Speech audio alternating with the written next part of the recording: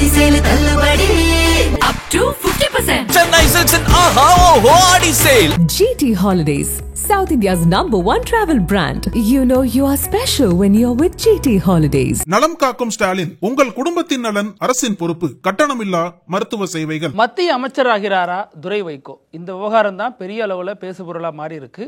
இது குறித்து நமக்கு சில உறுதியான தகவல்கள் கிடைச்சிருக்கு. அதை பற்றி விரிவா பேசலாம். அதே மாதிரி காங்கிரஸ் தாவேகா கூட்டணி உறுதியாக போகுது அப்படிங்கிற தகவலும் சொல்லப்படுது. மிக விரைவில் ராகுலும் விஜயும் சந்திக்க போறாங்க, நீங்க வேணா பாருங்க அப்படின்லாம் நிறைய கருத்துகள் உலா வருது. இதனுடைய பின்னணி உண்மைத்தன்மை என்ன அப்படிங்கிறது குறித்து பார்ப்போம். மீண்டும் தமிழகத்துக்கு வராரு பிரதமர் மோடி. அவரை இந்த முறை நிச்சயமாக சந்திக்க வைக்க ஏற்பாடுகள் நடக்கிறதாக ஒரு தகவல் சொல்லப்படுது. யார ஓபிஎஸ் பிரதமர் மோடியை சந்திக்கிறதுக்கு நிறைய ஏற்பாடுகள் நடைபெறதாக ஒரு தகவல் சொல்லப்படுது. இதையெல்லாம் குறித்து விரிவா பேசிடலாம். Welcome to sensation.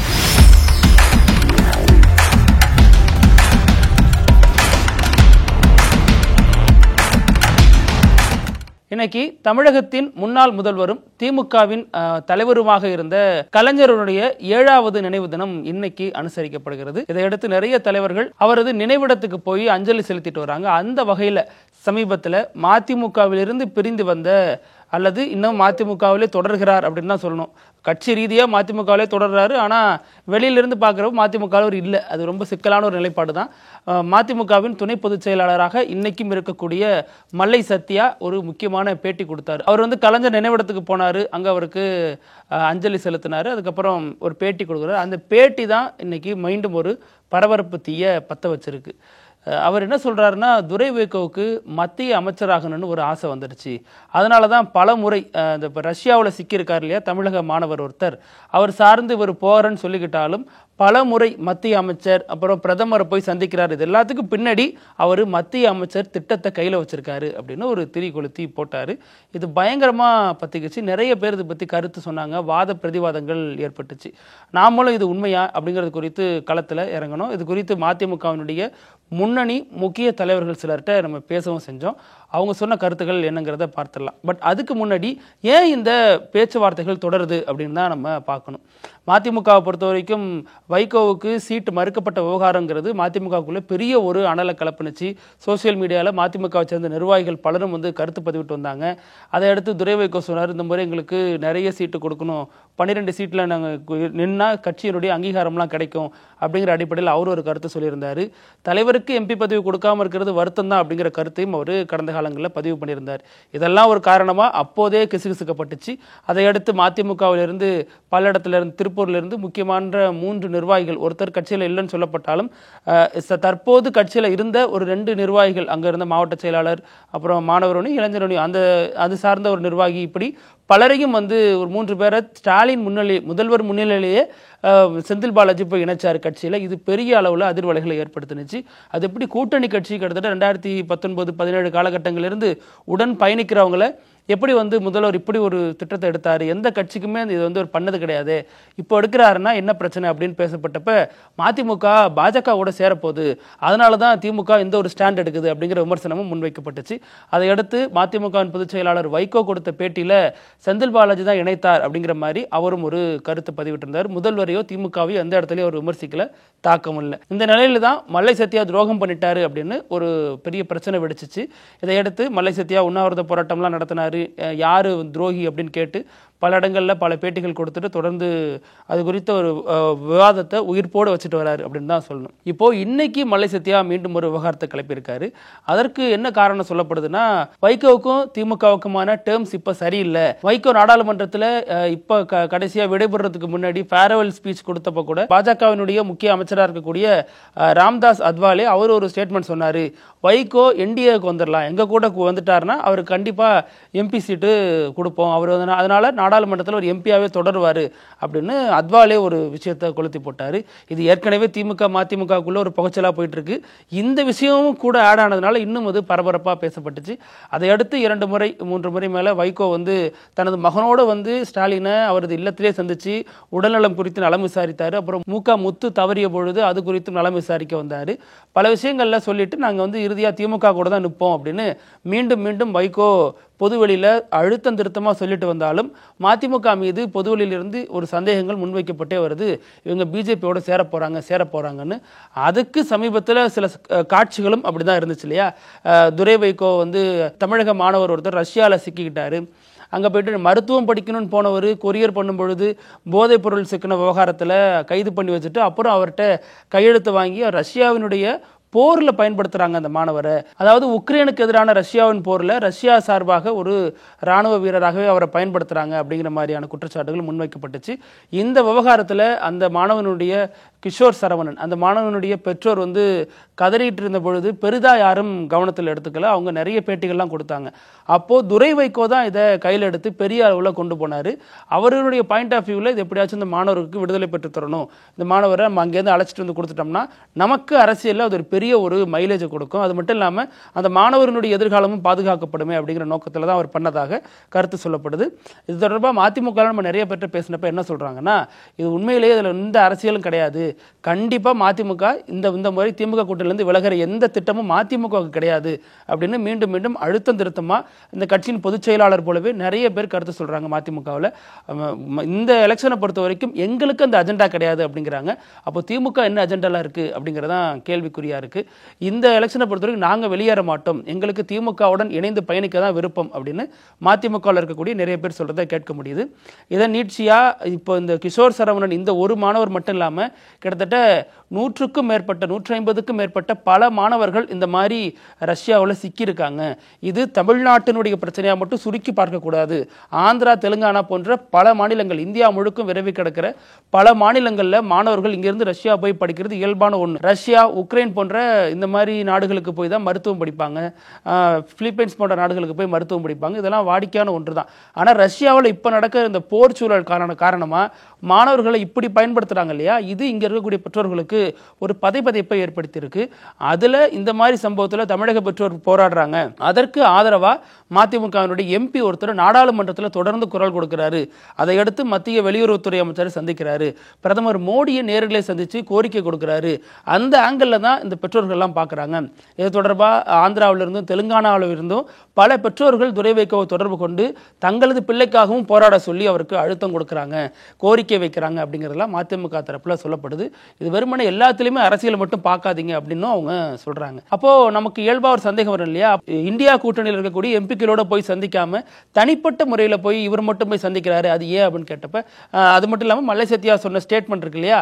இத்தனை பேர் வந்து போகிறாங்க, அவர் வந்து 60க்கும் மேற்பட்ட எம்பிக்கள்கிட்ட கையெழுத்து வாங்கியிருக்காரு அப்படின்னா அதில் எத்தனை இந்தியா கூட்டணியில் எம்பிக்கள் இருக்காங்க அப்படிங்கிற கேள்வியெல்லாம் நம்ம முன் வச்சோம். அதுக்கு அவங்க என்ன சொல்கிறாங்கன்னா, நல்லா பாருங்க அந்த ஃபார்மை, அதில் பார்த்தீங்கன்னா அதில் வந்து பிரியங்கா காந்தியை கையெழுத்து போட்டிருக்காங்க, இந்தியா கூட்டணியில் இருக்கக்கூடிய பலரும் வந்து அதில் கையெழுத்து போட்டிருக்காங்க அந்த மாணவர்களுக்காக. இவங்க வந்து பிஜேபி எம்பிக்கள்கிட்ட போய் துரை வைகோ கையெழுத்து வாங்கிட்டாரு அப்படின்னு ஒரு பிரச்சாரத்தை முன்னெடுக்கிறாங்க. அதில் பிஜேபி எம்பிக்களும் இருக்காங்க, ஆனால் முழுக்க முழுக்க இந்தியா கூட்டணி சார்ந்த பலரும் வந்து அதில் கையெழுத்து போட்டிருக்காங்க. அவங்கள சார்பாக தான் இவர் கொண்டு போய் பிரதமர்கிட்ட கொடுத்தாரு. ரெண்டாவது, இவர் அழைத்த உடனே திமுக எம்பிக்கள்லாம் வந்துட மாட்டாங்க, காங்கிரஸ் எம்பிக்கள் வந்துட மாட்டாங்க. இப்போ திமுகன்னு எடுத்துக்கிட்டா நாடாளுமன்ற குழு தலைவராக இருக்கக்கூடிய டிஆர் பாலு அல்லது கனிமொழி இவங்க போன்றவர்கள் தான் வந்து இந்த ஒரு முன்னெடுப்பை பண்ண முடியும். இவர் என்ன இருந்தாலும் வெளியிலிருந்து சுயேட்சையாக போன ஒரு எம்பி தான், அந்த எம்பி கூப்பிட்டு இத்தனை பேர் வந்துட மாட்டாங்க, இவருக்கு இந்த கோரிக்கை நிறைவேற்றணும். இதில் நம்ம வந்து யாரு நம்மளுடைய இமேஜ் வந்து அரசியல் இமேஜை டெவலப் பண்ணணும் அப்படிங்கிறது தான் துரை வைகோவினுடைய சிந்தனையாகவும் கொள்கையாகவும் இருக்குது அப்படின்னு சொல்லப்படுது. இதுதான் நடக்குது. இதை வச்சு கட்சியிலிருந்து வெளியேறிய மல்லை சத்யா போன்றோர் அவருக்கு எதிரான அரசியலை முன்னெடுக்கிறாங்க.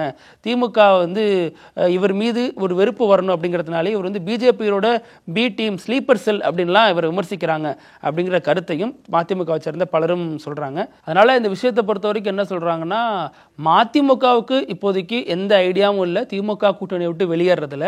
ஆனால் திமுக மதிமுகவை ஒரு இடைஞ்சலாக பார்க்குதா அப்படிங்கிற கேள்வியும் இதில் முன்வைக்கப்படுது. ஏன்னா சமீபத்தில் தேமுதிகவை சந்திச்சதாக இருக்கட்டும், பாமகவுக்கு அனுசரணையாக இருக்கிற மாதிரி ஒரு தோற்றத்தை கொடுக்கறதா இருக்கட்டும், ஓபிஎஸ் உடனான 3 முறை சந்திப்புகளாக இருக்கட்டும், இது எல்லாமே மதிமுகவுக்கு ஆல்டர்னேட்டிவாக தான் இவங்களை திங்க் பண்ணுறாங்க அப்படிங்கிற ஒரு விமர்சனமும் பொது வழியில் முன்னெழுந்திருக்கு.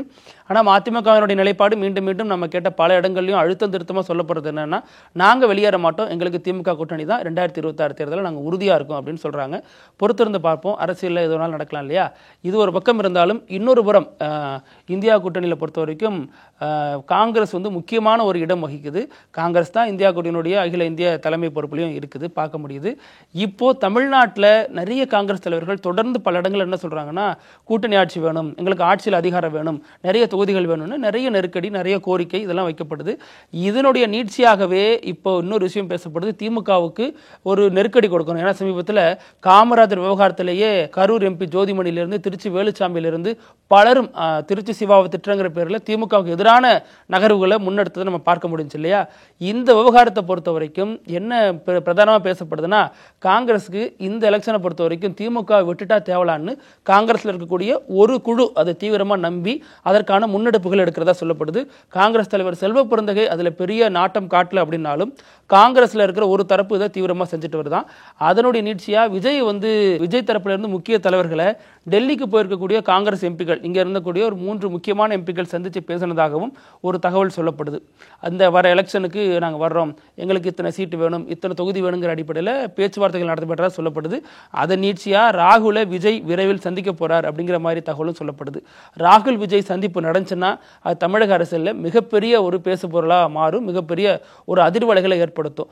இந்த தரப்புல இன்னொரு தரப்புல விசாரிக்கும் பொழுது என்ன சொல்றாங்கன்னா, இதெல்லாம் சாத்தியமா, ஏதோ படுத்துட்டு கனவு கண்டு சொல்ற மாதிரி எல்லாம் பேசுறாங்க, இதெல்லாம் நடைமுறை சாத்தியம் இல்லை.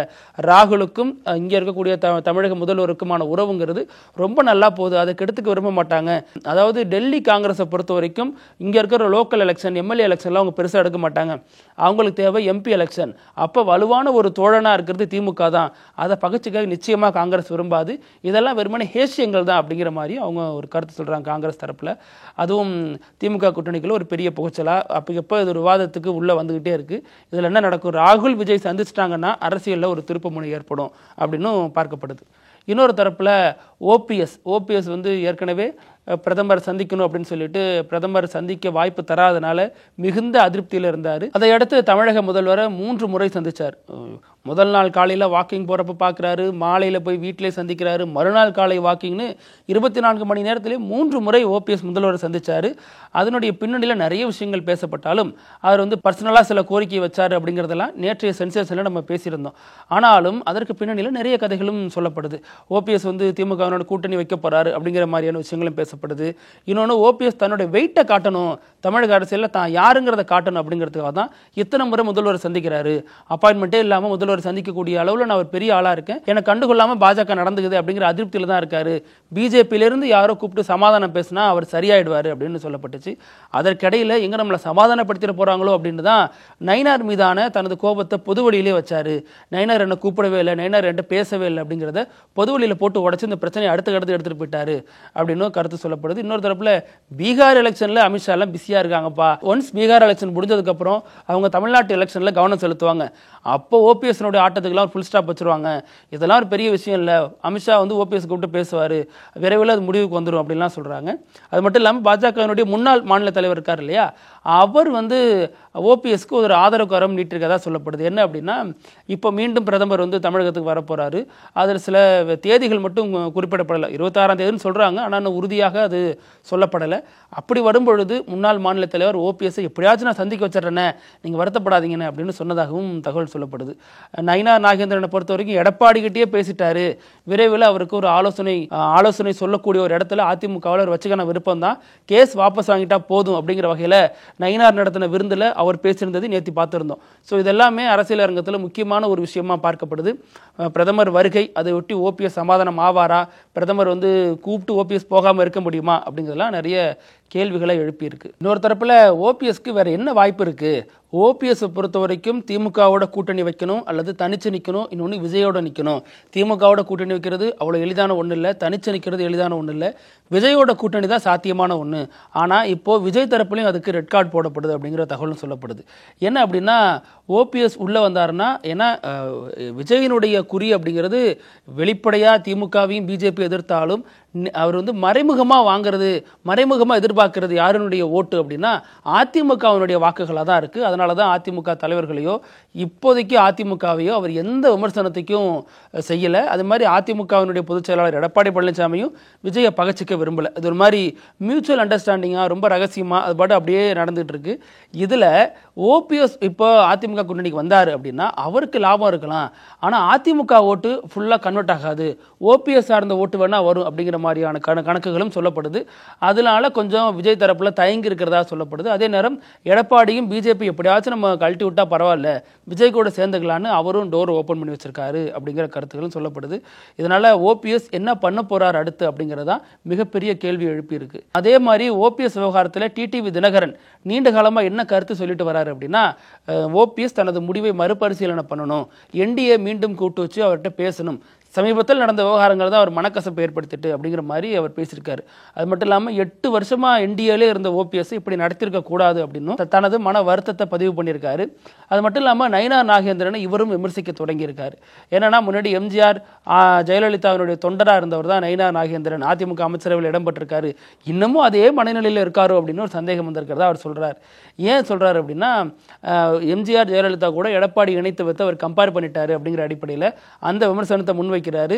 இவங்க எல்லாருமே ஒரே சமூகமாக இருந்தாலும் இவங்க என்ன ஒரு வருத்தம் அப்படின்னா, ஓபிஎஸ்க்கும் டிடிவிக்கும் நாம கை காட்டி அவர் அமைச்சராக இருந்தவர், நாம பெரிய இடத்துல இருந்த பொழுது இவர் அமைச்சராக அந்த இடத்துல இருந்தவர், நம்ம அவருக்கு மேலே நம்ம இருந்தோம், இன்னைக்கு இவர் நம்ம ஒண்டி பிழைக்க வேண்டிய நிலை வந்துருச்சு அப்படிங்கிற அதிருப்தியில் அவங்க 2 பேரும் இருக்கிறதாகவும் பேசுறதாகவும் தகவல் சொல்லப்படுது. அது மட்டும் இல்லாமல் அதிமுக இருந்த பொழுது ஓபிஎஸ்க்கும் நயினாருக்கும் இடையில இருந்த அந்த மோதல் தான் இப்போ மீண்டும் வெளிச்சத்துக்கு வந்திருக்கு அப்படிங்கிற மாதிரியும் கருத்து சொல்லப்படுது. அதே மாதிரி டிடிவி தினகரன் இன்னொரு ஸ்டேட் பண்ணி சொல்லியிருக்காரு, யாரு என்டிஏ கூட்டணிக்கு தமிழ்நாட்டில் முதல்வர் வேட்பாளர் அப்படின்னு அமித்ஷா சொல்ற பட்சத்தில் அதை அதிமுக ஏற்கும் பட்சத்தில் நாங்க ஆதரிப்போம் அப்படின்னு ஒரு இக்கு வச்சிருக்காரு. இது எல்லாமே நயினார் நாகேந்திரனுக்கு எதிரான ஒரு மூவாகவும் பார்க்கப்படுகிறது. எதிரிக்கு எதிரி நண்பன்கிற மாதிரி முன்னாள் மாநில தலைவர் நான் உங்களுக்கு பிரதமரை பார்க்க வாய்ப்பு வாங்கித்தரேன் அப்படின்னு சொன்னாலும் இதுல நிறைய கணக்குகள் பேசப்படுது. குறிப்பா எடப்பாடி பழனிசாமி விசஸ் பாஜக முன்னாள் மாநில தலைவர், எடப்பாடி பழனிசாமி விசஸ் ஓபிஎஸ், இந்த பக்கம் வந்தோம்னா OPS versus Nainar Nagendran, OPS versus Edappadi Palaniswami அப்படின்னு தமிழக அரசியல் இந்த கணக்குகளில் சிக்கிட்டு தவிக்குது. குறிப்பா என்டிஏ அலையன்ஸ் இந்த கணக்குகளில் சிக்கிட்டு தவிக்குது. அடுத்து என்ன நடக்கும் அப்படிங்கிறத பொறுத்திருந்து பார்க்கலாம். இதுக்கு இடையில தமிழிசை சவுந்தரராஜன் இன்னைக்கு மீண்டும் சொல்லியிருக்காங்க, தமிழகத்திலையும் புதுச்சேரியிலையும் பாஜக கூட்டணி ஆட்சி தான் அமையும் அப்படின்னு மீண்டும் உறுதிப்பட சொல்லி அதிமுகவுக்கும் எடப்பாடி பழனிசாமிக்கும் அண்ணன் வாய் நிறைய கூப்பிட்டு பெரிய நெருக்கடியை அவருக்கு உண்டாக்கி விட்டாங்க. இதனுடைய ரியாக்ஷன் என்னவா இருக்கும்? ஏன்னா இன்னைக்கு காலையிலேருந்து எடப்பாடி பழனிசாமி உடல் சோர்வு தொண்டை வலின்னு சொல்லிட்டு இந்த பிரச்சார பயணத்தை ஒத்தி வச்சிருக்காரு. மாலையில் பேசுறதா சொல்லியிருக்காங்க. மாலையில் பேசுவாரா பதில் சொல்வாரா அப்படிங்கிறதெல்லாம் பொறுத்திருந்து பார்க்கலாம். அப்புறம் நிகழ்ச்சியினுடைய இறுதி பகுதி இப்படியெல்லாமா நடக்கும் அந்த செக்மெண்ட் வந்திருக்கும். இதில் இன்னைக்கு என்ன நடந்திருக்கு, எங்கே நடந்திருக்கு அப்படின்னா, பீகாரில் ஒரு சம்பவம் நடந்திருக்கு. பீகாரில் இருப்பிடச் சான்று கேட்டு ட்ரம்ப்க்கு ஆதரவாக ஒரு மனு வந்திருக்கு. அதை விசாரிச்ச அதிகாரிகள் ஷாக் ஆயிட்டாங்க. என்னது ட்ரம்ப்புக்கு மனு வந்திருக்கு, அவரே வரி மேல வரி போட்டு இந்தியாவை படாதபாடு படுத்துட்டு இருக்காரு, 25+25 போயிட்டு இருக்காரு, இதுல பிரதமரே திணறிட்டு இருக்காரு, நமக்கு என்னப்பா மனு கொடுத்துருக்காருன்னு அங்க இருக்கக்கூடிய வருவாய்த்துறை அதிகாரிகள்லாம் இது சம்பந்தமா ஆய்வு பண்ணப்ப அது ஃபேக்குன்னு தெரிய வந்திருக்கு. ஆனா ட்ரம்ப்பினுடைய ஒரிஜினல் பேரண்ட் பேர் போட்டு தான் அந்த இருப்பிட சான்று கேட்டிருக்காங்க. ஹசன்பூர் அப்படிங்கிற ஒரு கிராமத்துல இந்த மனு இந்த மனு கொடுத்துருக்காங்க. அதனால விசாரிச்ச பொழுது அது ஃபேக்குன்னு தெரிஞ்சிருக்கு. சமீபத்தில் தான் பீகாரில் எஸ்ஐஆர்னு சொல்லப்படுற சிறப்பு தீவிர வாக்காளர் திருத்த சட்டம் அதெல்லாம் போயிட்டு இருக்கு இல்லையா, அந்த பிரச்சனை போயிட்டு இருக்கு. அதில் சமீபத்தில் நாய் ஒன்று பேருக்கு இருப்பிட சான்றிதழ்லாம் கண்டறியப்பட்டுச்சு. இதெல்லாம் பெரிய சர்ச்சையாக மாறினுச்சு. அதே மாதிரி இதற்கும் யாரோ ஒரு நபர் குறும்பு செய்கிற நோக்கத்தில் அல்லது இந்த எஸ்ஐஆரினுடைய இன்னொரு முகத்தை வெளிப்படுத்துங்கிற நோக்கத்தில் அப்படி பண்ணியிருக்காரு அப்படிங்கிற தகவல் சொல்லப்படுது. ட்ரம்ப் பீகாரியா அப்படிங்கிற மாதிரி தான் அந்த விஷயத்தை பலரும் அணுகிறாங்க. இதே மாதிரி நாளைக்கும் பல செய்திகளோடு சந்திக்கலாம். நன்றி. நக்கீரன் டிவிக்கு சப்ஸ்கிரைப் செய்யுங்கள். உங்கள் ஆதரவே எங்கள் பலம். ஆசிரியர்களுக்கு நண்பனாகவும் மாணவர்களுக்கு ஆசானாகவும் திகழும் தேர்வு வழிகாட்டி. ஒவ்வொரு பாடத்திற்கும் அனுபவமிக்க ஆசிரியர்களின் துல்லியமான தெளிவான விடைகள். CNC இருக்கு, தேர்வு பயம் எதற்கு? இது தீரன் பப்ளிஷிங் ஹவுஸ் விற்பனை வெளியீடு.